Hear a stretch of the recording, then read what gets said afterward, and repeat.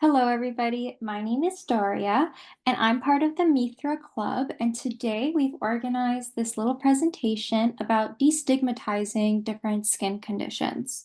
And before we begin, I wanted to give our club a little introduction. So who are we? So Meet Their Club is a York University affiliated club where each member of our club, and there's many of us, aims to promote skin health and perpetuate positivity in any way that we can. We are dedicated to shedding light on the intricate connections between skin health and the internal well-being of each individual. Our focus extends beyond the surface, exploring the profound correlation between your skin and overall health, hopefully creating a holistic approach to wellness.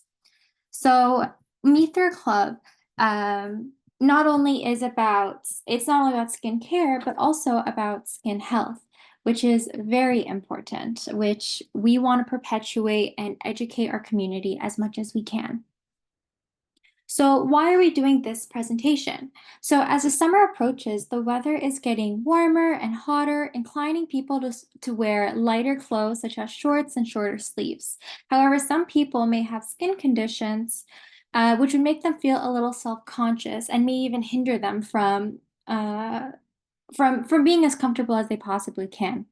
Today, we would like to shed light on some common skin conditions that some individuals may have, hoping to destigmatize them and allow people to feel more comfortable in their own skin. So the first condition I like to talk about is called keratosis pilaris. And what keratosis pilaris is, the image on your left is a good depiction of what it normally looks like. It's often seen on arms and legs, and it's common among adolescents and people below the age of 30. This condition specifically causes bumps to appear on the skin, making it look bumpy, a little red. It kind of looks like whiteheads on your arms, really, and legs. Symptoms may get worse in warmer weather, and even the hair follicles surrounding the area may appear darker on darker skin. And sometimes it can appear red or purple and almost bruise-like. So the next one I do want to talk about is acne. In fact, on our Instagram page, Mithra Club on Instagram, actually has a wonderful post about acne. Um, so what you need to know about acne is that it's commonly located on your face, neck, shoulders, chest, upper back, sometimes even legs. And these breakouts are composed of redness, blackheads, whiteheads, pimples, or different cysts as well. And over time, it may even leave some scarring and can even darken the skin and affect its pigmentation. One moment, please.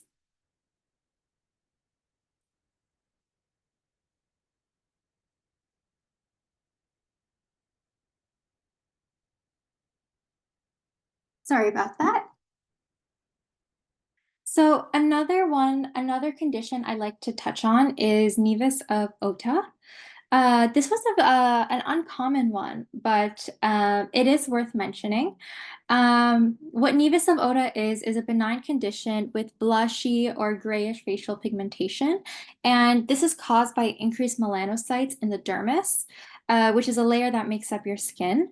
It's part of the integumentary system.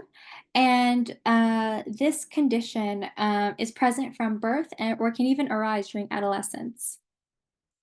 Another condition I like to touch upon is eczema. So eczema can present as pink, red, brown, purple, or grayish skin with scaly patches that flake off every now and then.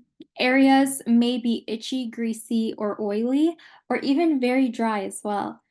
Um, on light skin, eczema can cause a reddish rash, as seen on your left. And on those with darker skin, the rash may appear brown, purple, or gray. Additionally, because of the nature of the dermis, hair loss may also occur. So this is how eczema may present itself. Uh, on your left, we have how eczema presents itself on lighter skinned individuals and on darker toned individuals. On your right is a depiction of how it's presented.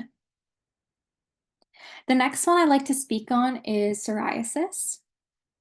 So psoriasis is a condition that causes scaly skin plaques, kind of similar to eczema, but the skin doesn't very flake off as much as eczema does. On darker skinned individuals, they may experience dark brown or purplish patches on the skin. And these patches are commonly located on the scalp, the elbows, the hands, arms, knees, etc. And these conditions may be itchy or asymptomatic, and you can just have the phenotypic um, symptoms, but not the itchiness of it like eczema has. And this is how psoriasis may present itself. Another condition I'd like to speak on is vitiligo. Most common examples of vitiligo or famous people with vitiligo are Winnie Harlow, the Canadian supermodel, as well as Michael Jackson, actually. So what vitiligo is that um, vitiligo is, well, the slide is a little incorrect, but what I want to talk about vitiligo is that it presents itself as the image you see on the left. And it's an autoimmune disorder that causes white spots on the skin, which is triggered by genetic, environmental, and autoimmune factors. And it's actually although it is genetic, it can also be induced by stress. And the condition may occur alongside other autoimmune diseases such as diabetes or Hashimoto's. The funny thing is about vitiligo, or like the really cool thing about vitiligo, is that these patches may migrate throughout one's life.